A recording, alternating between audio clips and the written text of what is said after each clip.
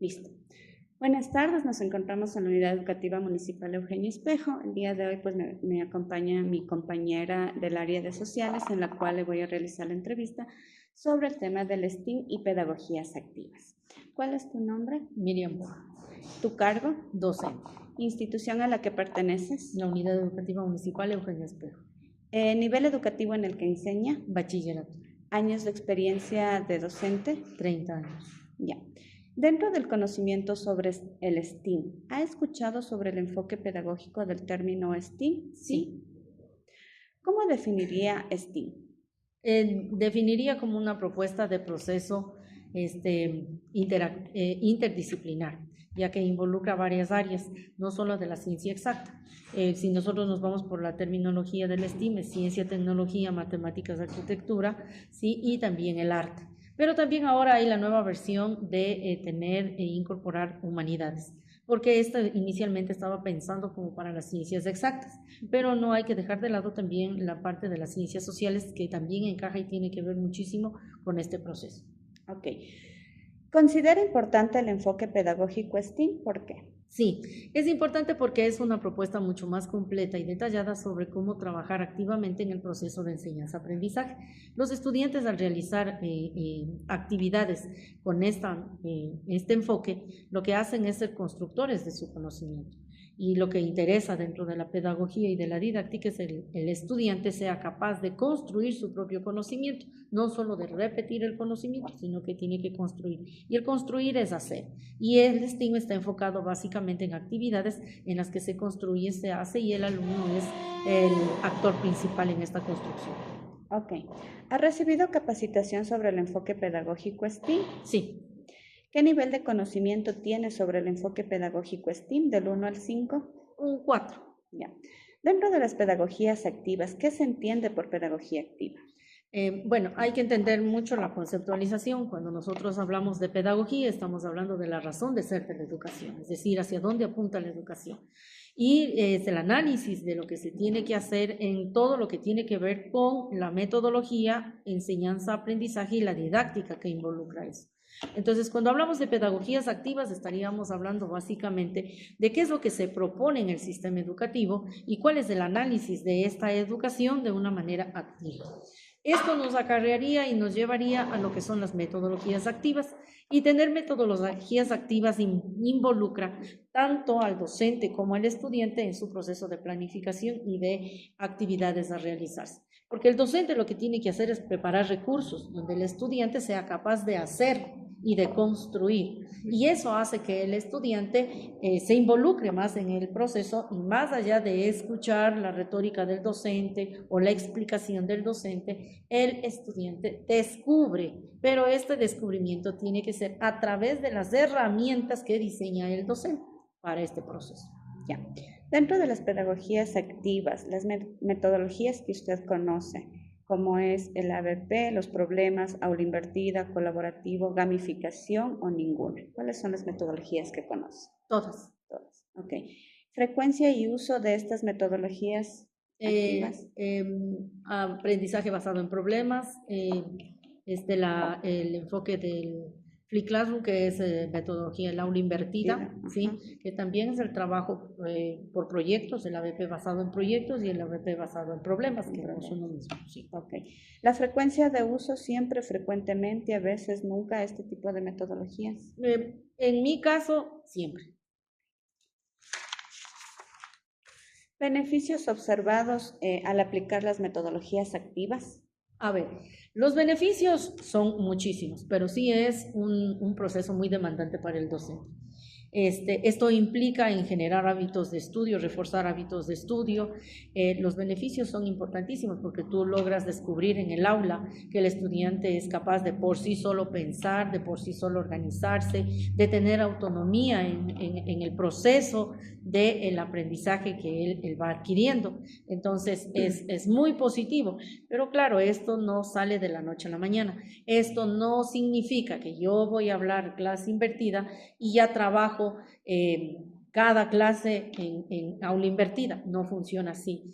Solamente para trabajar aula invertida hay que tener varios pasos, y uno de ellos, el importantísimo y quizá por el cual los maestros siempre cuelgan la toalla al momento de utilizar eso, es porque no hay un hábito de estudio, porque esto significa que el alumno tiene que leer en casa, tiene que investigar en la casa, tiene que revisar en casa, ¿sí? Y en clase lo único que se hace es ya la ponencia y se resuelven ideas. Pero cuando el estudiante no tiene el hábito de la lectura, cuando el estudiante no trabaja en la clase, ¿cómo me garantizo yo de que él haya venido leyendo? Son actividades que yo tengo que hacer y ahí sí usar de la tecnología. Entonces pongo aplicaciones, videos, ahora con todos los recursos que hay audiovisuales, entonces uno tiene que hacer actividades donde se pueda verificar que él leyó el documento para poder avanzar la segunda parte en clase, si no, no tiene sentido. Y ahí esa es la parte más difícil. ¿Para quién? Para el docente, más que para el estudiante. Es más difícil para el docente porque el docente debe conocer todos estos preámbulos antes de aplicar estas metodologías. ¿Ok? Dentro de la experiencia institucional enfocado en el STEAM, ¿se ha implementado proyectos de STEAM aquí en la institución? Uno solo, cuando estuvo en boga el tema del STEAM, que como lamentablemente se podría decir, se cae en el esnovismo de cosa nueva que aparece y cosa nueva que se aplica. Entonces sí, cuando estábamos en la época del STEAM, aquí se trabajó 2 trimestres por el STEAM, incluso con las líneas y los lineamientos que sacó el Ministerio de Educación. Ok, ¿cuál fue la experiencia de implementar este proyecto STEAM en la institución? A ver, en teoría el STEAM funciona, pero ya aplicado en la práctica requiere de muchas aristas. Una de ellas, primerito, trabajo colaborativo entre los docentes. Si el docente no sabe trabajar colaborativamente entre los miembros del área e interdisciplinariamente, el STEAM se pierde en hora clase. Pues obviamente el maestro jamás trabaja en hora clase con trabajos de grupo, no hay manejo de grupo, que ese es un arrastre que se tiene hasta ahora aquí, ¿sí? Y claro, el trabajo de grupo empieza a ser satanizado porque solo uno trabaja y el resto vive del trabajo del otro. Entonces, ¿cuál fue la experiencia aquí? Por alguna extraña razón, entre los docentes no logramos coordinar y aunar esfuerzos para sacar un solo producto. En alguna parte del camino siempre terminamos perdiéndonos y cada quien empieza a hacer desde su espacio como él cree, más no el objetivo en general. Para mí, la gran enseñanza que nos dejó es que debemos tener un trabajo colaborativo bastante sostenido y esa es una gran debilidad en esta institución. No hay un trabajo colaborativo en área y menos interdisciplinariamente. Ok. Dentro de la percepción del enfoque STEAM, ¿la institución estará preparada para seguir realizando estos proyectos? A ver, de tener capacidad los docentes para hacerlo, sí. De tener la estrategia y la parte operativa para hacerlo, no.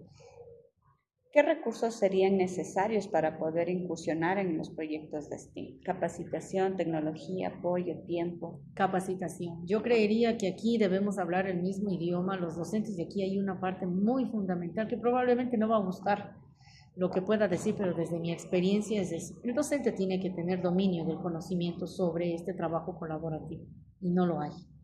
Creemos que el trabajo colaborativo es sentarnos y decir yo voy a hacer esto, y listo, yo voy al aula y me encierro y doy mi parte y se acabó. Y no funciona así. Creo que estos talleres, dicho sea de paso, deben ser talleres como más experienciales. O sea, qué importante sería que el capacitador que nos venga a dar la charla, pues sea el que nos haga y nos experimente desde la planificación del STEAM hasta la ejecución. Aparentemente como docentes sabemos hacerlo, pero en la práctica no. En la práctica no sabemos. Hay mucho que aprender. Y la segunda cosa que yo también considero que probablemente no va a gustar es que el docente está esperando que o desde las autoridades te den la capacitación o desde, en nuestro caso, el municipio de Quito nos dé la capacitación y no funciona así. Hay muchas redes sociales, hay muchas aplicaciones ahora en esta sociedad del conocimiento, todo está debidamente liberado, hay documentos, hay libros que se pueden descargar y que uno tranquilamente puede bajar y leerlos, pero eso requiere de mucho tiempo y compromiso. Y lamentablemente muchos docentes de pronto no tenemos o no tienen esa predisposición para hacerlo. Y ahí falla, porque si no hay una buena coordinación, jamás el proyecto podrá salir a flote. Si no hay una buena ejecución, no hay una buena planificación, esto se convierte en una mera actividad y no ha pasado de ser una actividad más, y no lo que realmente se propone con el proyecto Estímulo. Listo, muy gentil. Gracias por la entrevista, por todo el conocimiento pues adquirido en estas preguntas. Muchas gracias a las órdenes.